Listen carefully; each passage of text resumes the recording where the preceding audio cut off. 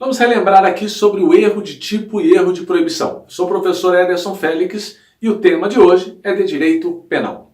Primeiro vamos identificar o erro de tipo e depois vamos identificar o erro de proibição. Quais as suas características e seus efeitos. O erro de tipo, ele tem previsão no artigo 20 do Código Penal. Ele está relacionado ao elemento constitutivo do tipo. Eu preciso que você entenda o que significa erro sobre o elemento constitutivo do tipo. Você já deve saber que todo tipo penal ele é constituído por elementos. Quando eu falo matar alguém, matar é o elemento constitutivo do crime de homicídio. Quando o Código Penal fala em subtrair coisa alheia móvel, subtrair é um elemento constitutivo do crime de furto, bem como coisa alheia móvel. Ter conjunção carnal ou ato libidinoso diverso da conjunção carnal, com menor de 14 anos, são expressões que configuram também o elemento constitutivo do crime de estupro de vulnerável. O erro de tipo, ele ocorre quando a pessoa erra sobre um desses elementos. O agente erra com relação à existência de um desses elementos. No erro de tipo, o sujeito tem uma falsa percepção da realidade do fato. Ele acredita estar praticando o fato, mas na verdade está praticando uma outra conduta típica. O exemplo clássico é quando você sai para caçar e percebendo movimentos em um arbusto, você faz a mira, coloca a mão em um gatilho e dispara. Quando você se dirige ao local, verifica que não era um animal, e sim uma pessoa escondida. Isso caracteriza o erro de tipo. Você erra sobre os elementos constitutivos do crime. Você não sabia que estava atirando contra uma pessoa. Você acreditava que naquele local havia um animal e não uma pessoa. Outro exemplo, imagine que você deixe seu celular carregando em uma sala de aula. Um aluno, após perceber que o seu celular já estava carregado, ele retira o cabo e coloca o dele para carregar. No final da aula, você pega aquele celular acreditando que ele era seu e vai embora. Você percebe que você levou coisa alheia móvel e que praticou uma subtração de coisa alheia móvel e que, em tese, haveria crime de furto. Ocorre que você não sabia que estava praticando crime de furto. Por quê? Você errou com relação ao elemento constitutivo do crime. Temos nesse exemplo o verdadeiro erro de tipo. Você acreditava que o telefone celular era seu, quando na verdade era coisa alheia. Isso aconteceu comigo, mas foi com chave de veículo. Eu fui a um escritório de um amigo e lá ele tinha um veículo e a chave do veículo dele era idêntica ao meu veículo. Era uma chave tipo canivete. Depois de alguns minutos de conversa, que eu fiquei conversando com ele, lá eu peguei a chave e coloquei no bolso, acreditando que era minha. E na hora de eu ir embora, eu coloquei ela no bolso. Quando eu cheguei no estacionamento, eu constatei que estava com duas chaves.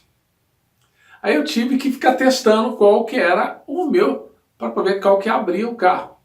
Você consegue perceber que eu subtraí coisa alheia móvel, mas que eu errei com relação ao elemento constitutivo do crime, que seria coisa alheia, sendo que na verdade eu pensei que a chave era minha?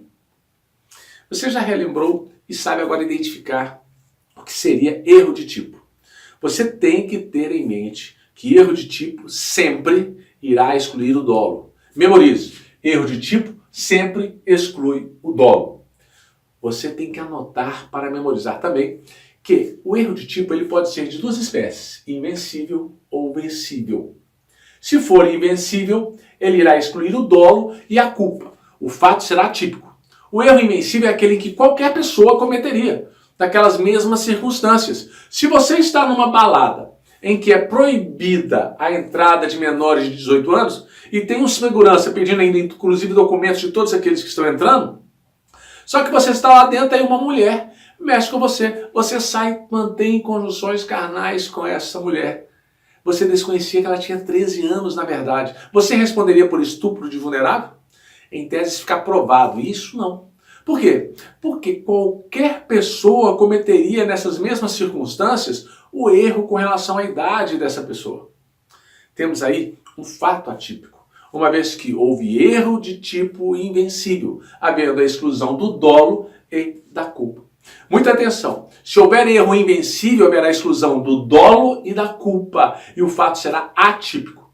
Se o erro for vencível, isto é, puder ser evitado, evitado é aquele que uma pessoa com maior cuidado não cometeria. É diferente do erro de tipo invencível, em que qualquer pessoa, em tese, cometeria.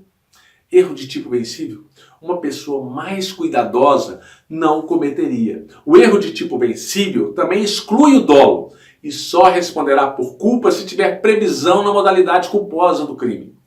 Um exemplo de erro de tipo vencível, se você estiver participando, por exemplo, de uma caçada com 4 amigos, e você percebe que há movimentação nos arbustos. Antes de você atirar, você deverá verificar ao seu redor se os seus amigos estão ali. Agora, se você não tomar esses cuidados necessários para ir e atirar nos arbustos, e com isso vier a atingir um dos seus amigos, nós teremos aí um erro de tipo vencível. Não houve intenção de acertar o seu amigo. E caso ele venha a falecer, você responderá pelo homicídio na modalidade culposa. Uma vez que o erro de tipo vencível, ele exclui o dolo. E como a modalidade culposa do crime de homicídio, você responderá por homicídio culposo. Vamos falar agora do erro de proibição. No erro de proibição, que tem previsão no artigo 21 do Código Penal, o agente ele tem consciência da conduta que ele está praticando, mas ele acredita que aquela conduta ela é ilícita. No erro de proibição, ocorre o erro sobre a ilicitude da conduta. O sujeito sabe o que faz, mas falta a ele potencial da consciência sobre a ilicitude do fato. O exemplo clássico é o uso da maconha na Holanda. Lá é permitido utilizar maconha. Agora imagine que um holandês venha para o Brasil e a primeira coisa que ele faz no aeroporto é puxar um cigarro de maconha, acreditando que aqui também era lícito. Observe que ele sabe o que está fazendo, mas ele desconhece a ilicitude. Falta ao holandês potencial consciência da ilicitude do fato, aqui no nosso país. Outro exemplo é o famoso achado não é roubado. Já ouviu falar isso, né? Exemplo, se uma pessoa encontra um telefone celular, encontra um relógio ou qualquer objeto na rua e não restitui ao seu dono ou ao legítimo possuidor, ele acredita que achado não é roubado, nós teremos aí um erro de proibição. Porque trata-se de crime previsto no 169 do Código Penal. O 169 do Código Penal ele traz essa previsão, apropriação de coisa achada. Quem acha coisa alheia, perdida e dela se apropria total ou parcialmente, deixando de restituí-la ao dono ou legítimo possuidor, ou de entregá-la à autoridade competente, dentro no prazo de 15 dias, comete esse crime. Em resumo, se você sabe o que você está fazendo, mas acredita que é uma conduta lícita, temos aí um erro de proibição. E quais seriam os efeitos do erro de proibição? Se for um erro de proibição inevitável ou excusável, excusável é quando qualquer pessoa naquelas circunstâncias ela cometeria, acreditando ser lícita a conduta. O agente, nesse caso, será isento da pena, além disso, será excluída a culpabilidade. Se for um erro de proibição evitável ou inexcusável, a pessoa tem consciência, se ela tivesse consciência e cuidado, ela poderia evitar aquela conduta, nós estaremos diante de uma situação de proibição evitável. O agente ele responde pelo delito praticado, só que haverá uma redução da pena de 1/6 a 1/3. O erro de proibição evitável nada mais é que uma causa de redução de pena. O que importa para mim aqui é que você saiba a diferença. Erro de tipo e erro de proibição. E quais as suas consequências. Erro de tipo tem exclusão do dolo e da culpa.